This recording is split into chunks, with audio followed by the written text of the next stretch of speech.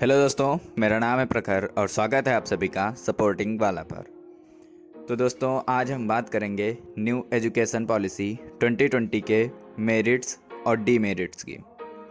दोस्तों, हम लोग लास्ट वीडियो में न्यू एजुकेशन पॉलिसी 2020 यानी जो नई शिक्षा नीति 2020 है, उसको हम लोगों ने लास्ट वीडियो में डिटेल में डिस्कस किया हुआ है। तो अगर आपने अभी तक उस वीडियो को नहीं देखा है तो डिस्क्रिप्शन में आपको एक लिंक मिलेगा जिस पर क्लिक करके आप उस वीडियो को देख पाएंगे। तो सबसे पहले हम लोग इसके पॉजिटिव पॉइंट्स को डिस्कस करते हैं। तो पहला जो पॉजिटिव पॉइंट है वो है 10+2 सिस्टम को ख़त्म करना। अब दोस्तों, क्या किया गया है कि 10+2 सिस्टम ख़त्म करके उसकी जगह पे 5+3+3+4 सिस्टम को ला दिया गया है।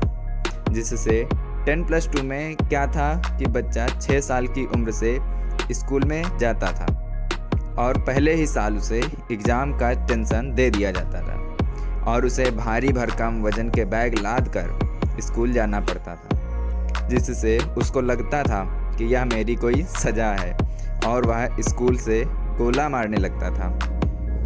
अब क्या किया गया है, अब बच्चे को एडमिशन 3 साल की उम्र में ही ले लिया जाएगा और जब तक वह 8 साल का होगा तब तक उसे कोई एग्ज़ाम नहीं देना होगा और ना ही उसे भारी भरकम बैग लेकर जाना पड़ेगा। अब बच्चों को स्कूल डरावने न लगकर आकर्षक लगेंगे, ऐसा प्रयास किया जा रहा है इस शिक्षा नीति में। अब जो इसका सेकेंड पॉजिटिव पॉइंट है वो है स्ट्रीम सिस्टम को ख़त्म करना।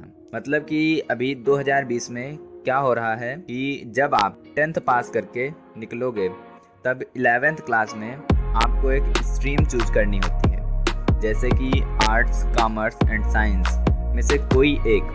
तो अब एक बड़ी प्रॉब्लम आती थी उन बच्चों के साथ जिनको accounts plus bio and arts पढ़नी होती थी। ऐसी तो कोई स्ट्रीम थी नहीं।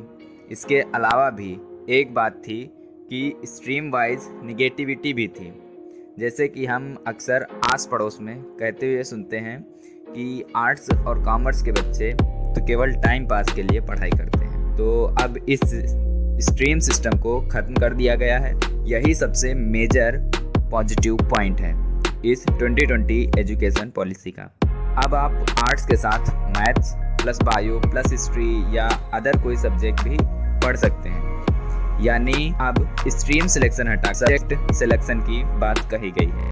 और जो थर्ड मेजर पॉजिटिव पॉइंट है वो ये है कि अब जीडीपी का 6% केवल एजुकेशन पर ही खर्च किया जाएगा। वैसे 6% बजट खर्च करने की बात एजुकेशन पॉलिसी जो 1968 में आई थी उसमें भी कहा गया था, परंतु प्रेजेंट टाइम में अगर हम बात करें 2020 में तो 2 से 2.5% ही जीडीपी का हमारी एजुकेशन पर खर्च किया जा रहा है। पर अगर जो ये 6% बजट सफलतापूर्वक लागू कर दिया जाता है तो एक पॉजिटिव इफेक्ट हमारे स्कूलों में देखने को मिलेगा।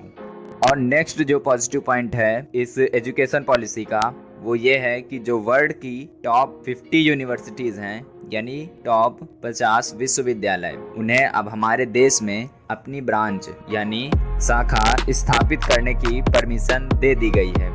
और सेंट्रल गवर्नमेंट भी इन यूनिवर्सिटीज़ को देश में लाने के लिए अग्रसर है। और एक खास बात इस न्यू एजुकेशन पॉलिसी की कि अब इसमें बच्चों को थ्योरेटिकल नॉलेज न देकर प्रैक्टिकल नॉलेज दी जाएगी, जिससे हमारे देश में कहीं न कहीं व्यापार की स्थिति सुधरेगी और हमारे देश में स्वरोजगार को बढ़ावा भी मिलेगा। और इसी के साथ एजुकेशन पॉलिसी में ये व्यवस्था की गई है कि अब बच्चों को वोकेशनल नॉलेज यानी व्यावसायिक शिक्षा, यानी जैसे कि हो गया वेल्डिंग करना, वायरिंग करना या अपना फर्नीचर डिजाइन करना, इन सब की भी शिक्षा दी जाएगी। चलिए आगे अब हम लोग समझते हैं इस पॉलिसी की कुछ कमियां या डीमेरिट्स को। वैसे तो ये एजुकेशन पॉलिसी हमारे देश के लिए बिल्कुल ठीक बैठती है, परंतु अब नीति में परिवर्तन यानी अगर कोई शिक्षा नीति यानी एजुकेशन पॉलिसी में कोई भी चेंज करना है तो उसका जो अधिकार है वो सेंट्रल गवर्नमेंट को ही दे दिया गया है। जिससे आगे चलकर थोड़ी बहुत प्रॉब्लम हो सकती है। और इसके अतिरिक्त जो दूसरा प्रॉब्लम बताई जा रही है वो ये है कि क्षेत्रीय भाषा में ही शिक्षा देना। वैसे यह आवश्यक नहीं है कि आप केवल रीजनल लैंग्वेज में ही अपने बच्चे को पढ़ा सकते हैं। ऐसा कहीं पर भी न्यू एजुकेशन पॉलिसी में मेंशन नहीं है। आप चाहें तो आप अपने बच्चे को इंग्लिश या हिंदी किसी भी लैंग्वेज में पढ़ा सकते हैं। आई होप कि आपको न्यू एजुकेशन पॉलिसी 2020 के मेरिट्स और डीमेरिट्स अवश्य समझ में आए होंगे। तो मिलते हैं नेक्स्ट वीडियो में एक न्यू अपडेट के साथ। तो तब तक के लिए जय हिंद।